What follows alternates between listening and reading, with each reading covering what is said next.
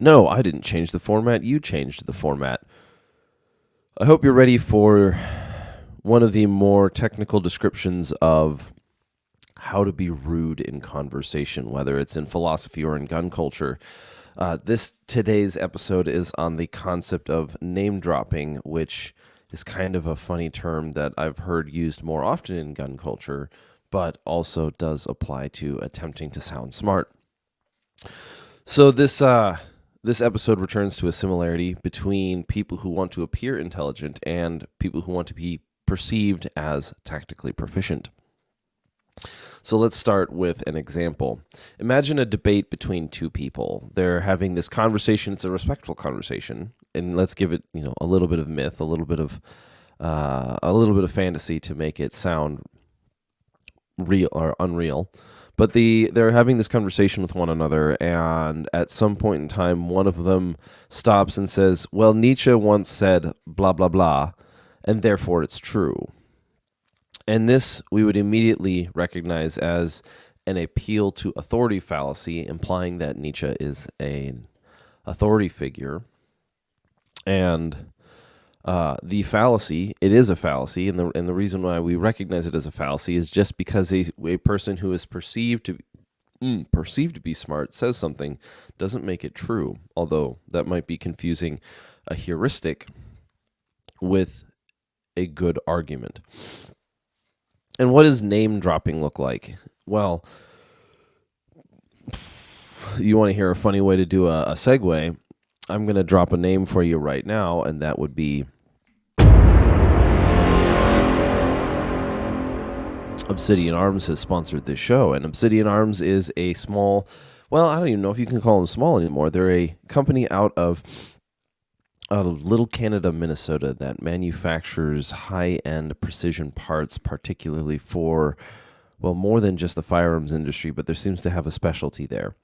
And they have a set of toolkits that come with a lifetime warranty, which I have been using lately. And if we have been familiar with each other for some time, you might know that some of my friends have referred to me as Sandpaper Man. In other words, I break a bunch of stuff. And so the ability to use their tools, which not only are they well made, but with the confidence that if I am using one for some time, I can have it replaced in just that one tool. I don't have to replace the entire kit every time I bend something. That is a feature of their product that's worthy of note. But there's another thing, and we are going through the process on my end of trying to figure out how to develop a couple products and bring them to market. And Obsidian Arms is one of those companies that can help you turn ideas into reality, whether it is at the design phase or the manufacturing phase. So without further ado, go ahead and visit them at www.obsidianarms.com, or you can find them on Instagram at obsidianarms. You can reach out to them through multiple formats if you want to make your ideas come to life.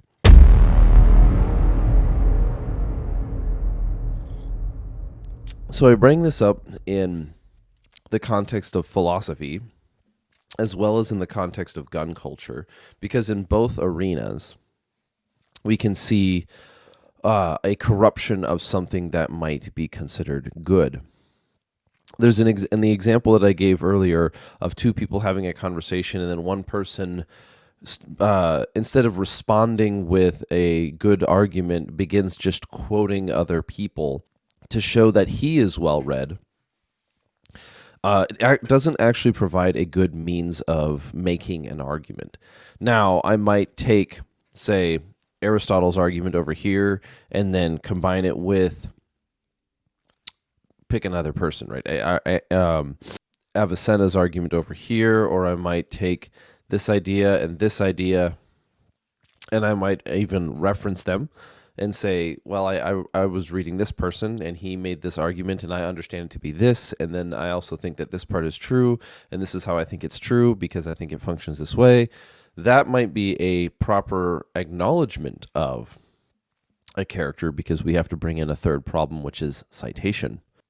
But when in the realm of, let's say, intending to appear intelligent, One should not mistake the difference between being well read and well thought, or not well thought of. That's even a third option. But being well read, having a library, being able to reference all of these people in history does not necessarily make one an intelligent person. There's a quote by C.S. Lewis, and he's not exactly known for his poetry, but there's a quote by C.S. Lewis that goes something like, even a parrot can mimic. It's like, this is a bad paraphrase, but it's even a parrot can mimic wisdom. And what C.S. Lewis is identifying, or he's trying to argue even in his poem form, and what I think he's trying to argue is that to be able to regurgitate and mimic and copy something, or even identify, not identify it. We're not going to get quite into Dunning-Kruger theory or Dunning-Kruger territory here, but to even be able to quote something does not necessarily mean one knows it, nor does it mean that one functions accordingly, or maybe you could say comprehends it or acts accordingly. So name dropping might be a bigger problem in conversations where the participants are trying to appear smart, because it's easier in a sense to get away with quoting a bunch of authors and referencing a bunch of books and doing something that we kind of do in academia. Imagine you're writing a paper. You're writing a paper for a class, and your goal for the paper is not simply just to get a good grade, because teachers are people and they can be manipulated, but your goal is to write a very good paper. Now, is there a difference between writing a good paper that has the content, your text, the text of your paper makes no really good argument, but if you go down to the citations block, you have a bunch of really, really, really important books. Is that what constitutes a good argument? To simply have read and be able to find ways to quote other well-recognized pieces of literature? In a sense, academia is struggling with this in its own way, where a professor being burdened by so many students to grade, or having give their reason whatsoever. I guess that's a problem that needs a little bit more exposition. But the thing that you end up dealing with is when a professor ends up having to make shortcuts in how they grade papers, such that the first thing that they look at are things like grammar and citations, and then after those two are confirmed, then they might make time for the argument of the paper involved. This is a principal problem within academia, and I think there are many reasons where we can get to it. It might be the number of students in ratio to the number of professors, or the intellectual challenge. Not to say maybe that the professors are incapable, but the intellectual burden of being able to balance reading the papers, comprehending the arguments, responding to the arguments in good format, and then having to deal with the emotional backlash of a 20-year-old who took his first philosophy class and now thinks he's smart, and then realizing he's just a communist, and then of course you're going to lose your job because you criticize somebody's worldview in their paper. And so the point here, and the thing that I'm trying to get to, is in using this example of a paper as a format for explaining the argument of sorts, is that a good paper is not a good paper because it has the right citations. A good paper is a good paper because it makes a strong argument. And in addition to that, or maybe, and perhaps more importantly, it might be that the student is capable of reading the items that they cited to come to the way of making their paper. And this takes practice, and it takes multiple attempts, and it takes some work, but it's something to consider. Now, take that back to this idea of somebody in a conversation attempting to, as I said earlier, appear smart. Now, it's one thing to be able to quote Atlas Shrugged, or it's another thing to be quote, and I'm for those who are just listening, I'm looking at my bookshelf and trying to pick names that are oftentimes culturally connected with being intelligent. So Jordan Peterson, or Robert Nozick, or Jonathan Haidt, or Taleb, Nicholas Nassim Taleb, or Strauss-Howe, William Strauss and Neil Howe, some of these authors on the shelf. Or you could go into Charles Taylor or C.S. Lewis or whatever. Like, I'm just reading these names off the shelf. Sebastian Junger is a journalist, whatever. Leo Tolstoy, Dostoevsky, so on and so forth. Being able to have read these books does not necessarily make a person what you might call smart. It makes them well read. It might make them well read, but being well read and being smart are considerably different things. Being able to quote the information is different than being able to comprehend it. Being able to describe an argument is different than comprehending that argument, and being able to wield and use that argument effectively in both rhetoric and to understand it in a philosophical framework. So, what does this look like in different worlds? While I don't know, while there are other environments, and this is a little bit of an internet drama conversation, but while it does kind of arise time to time about this idea within gun culture, people name dropping people, like, oh, name dropping. What does name dropping mean for them? It's, oh, well, Grantham or John Lovell, or I know blah, and I need to be very clear on this one. I am certainly guilty of doing it myself, and in a sense of confession. Turns out that some of the best books and things books written and conversations heard that from my experience, are purely people who are speaking and writing to themselves. They are trying to correct errors in their own action and their own judgment.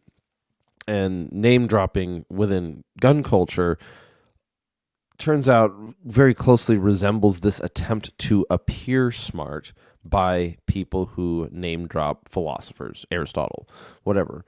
And while this may be a bit of a dry way of presenting it, I want to be clear on this, that the same grievance is being applied in both arenas. In the arena of philosophy, you have a person who is desires to be perceived as being intelligent, and they desire to be perceived by maybe their peers or their community or their environment as being intelligent in some sense. But that is different than the desire to actually be intelligent. And the same thing can apply to the firearms industry or the gun culture. And this is something that I think almost everyone goes through, at least to some extent. They have to kind of pass through this veil.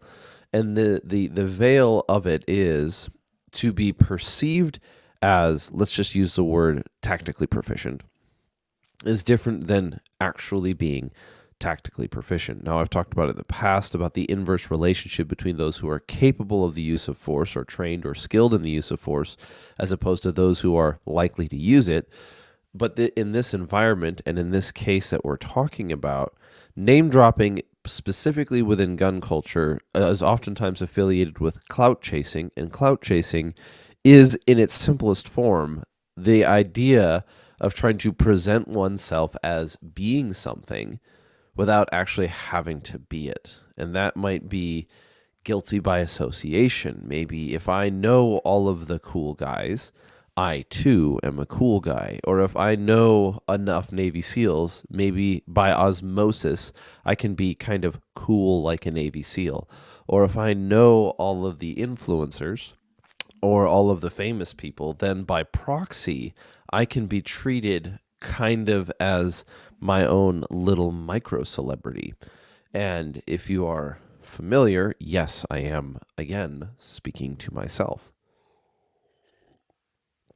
And the question is, what is the solution to this? Because you can't, in regards to doing good philosophy, while you can technically achieve it without reading much, I think there's some level of first principles and first thought philosophy that's capable of being accomplished. I also think that there's something important here. Whereas we value reading and we value, at least in the realm of philosophy, being well read is a thing that we value. Being able to read through literature and comprehend it and then exposit on it or build on it or understand it. That isn't something that we value, but that is different than simply being well read. In the same way, we have a desire for a sense of community in gun culture, and we want to see that expand, and we actually want to have a sense of belonging, and we want to feel like we belong in our community. But that's not the same thing as being able to identify all of the celebrities or even claim some affiliation with them. And so what name dropping produces in gun culture, it also produces in the greater population of trying to appear smart. And so it does not actually contribute one-to-one with achievement. And we kind of know this intuitively. We just know it better in others than we do in ourselves, or at least I think I can say that about myself. But what is the point? What is the solution? What does this mean going forward? Well, there's certain things that we want to be able to do. And one of those things is if you learn something from somebody else, it's respectful to, in a sense, cite them. Now, the realm of the gun culture occasionally has characters who are extremely sensitive to what we might call intellectual property theft. But I don't mean to be crass when I say you probably didn't invent how to hold a handgun.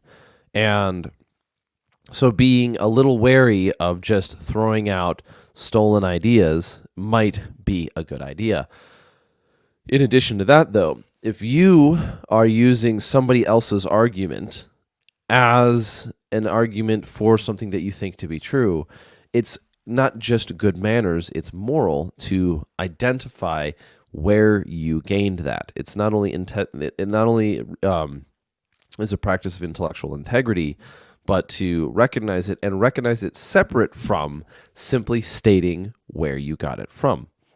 Because, it can be separated from the appeal to authority fallacy. So let's use an example of Delta Force guy, blah, blah, blah, blah, blah, right?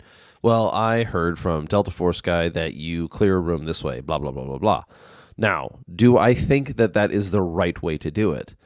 And do I think that is the right way to clear a room? Or am I making an argument that it's the right way to clear a room? Or am I simply quoting him or name dropping him to try to add some force to the argument? The example, this one isn't the cleanest way of describing it, but the point of this episode is not to claim that name dropping is only a bad practice, but it's trying to say why and provide a remedy. And so being able to go back to this case of the name dropping the Delta Force guy, blah, blah, blah, blah, blah, about the thing, it's not so much that because he is a Delta Force operator that the argument is true. Rather, I am using that as a heuristic and need to identify it as such in order to maintain intellectual integrity with the argument. So we can separate between leaning on experts and having experts be the definition of truth. Name dropping is a cheap attempt to get into to achieve something without having to put in the work. So instead of using name dropping as a ascension, we do ourselves, and this isn't to be like, oh, I'm morally talking down to you, but we are cheating ourselves of achievement when we consider simply being able to identify a so-called expert in the field. We we are hijacking, we are cheapening, or we are damaging our pathway to ascension in this sense when we simply settle with being able to quote and identify an expert rather than understand and comprehend perhaps not only their argument, but the execution of that argument. And that goes both for philosophy and for gun culture. So, as you're going forward, just be careful. Think of the way that this is a suggestion, is think of how you approach information as what you would want the ideal to be when writing a paper. It's not simply that you can quote Aristotle, but that you understand his argument and you can engage with it. In the same way, when we talk about tactically proficient or gun culture things, whether it's firearms or blah, blah, blah, blah, blah, it's not good enough to be able to identify experts. We want to be able to engage with the ideas within. That being the case, I have to go. And if you want to support the show or you want to jump around with us and have some conversations, you can head over to redactedculture.locals.com or you can go to redactedllc.com, and we will see you later. And with that, go forth and conquer.